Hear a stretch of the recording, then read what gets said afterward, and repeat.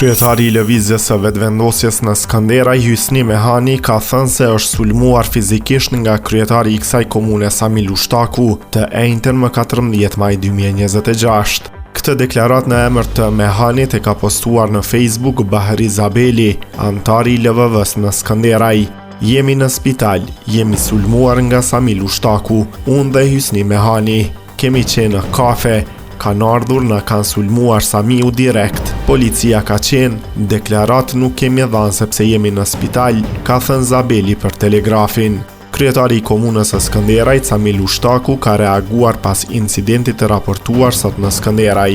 Përmes një postimi në Facebook, Lushtaku ka deklaruar se pushteti i Albin Kurtit ka tentuar, siç është shprehur ai, që sot të më sulmojë në Skënderaj.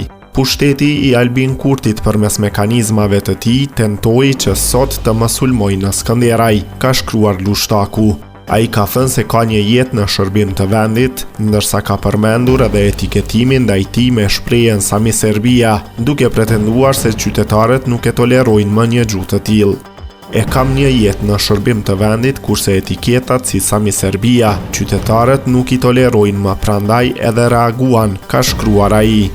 Edhe kandidatja për deputete nga lëvizja vetëvendosje, Arjeta Fejza, ka reaguar përmes një postimi në Facebook lidhur me incidentin e raportuar në qendër të Skënderajt, duke thënë se ka qenë e pranishme në momentin kur ndodhi ngjarja.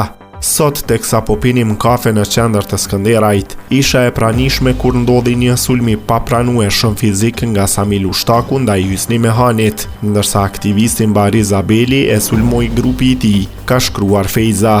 Ajo ka thënë se dhuna e ushtruar ndaj Mehanit dhe Zabelit është e rëndë dhe e patolerueshme, dhe se raste të tilla sipas saj nuk duhet të normalizohen. Fejza ka kërkuar nga organet e drejtësisë që rasti të trajtohet me urgjencë dhe të ndërmerren veprimet e nevojshme ndaj përgjegjësve.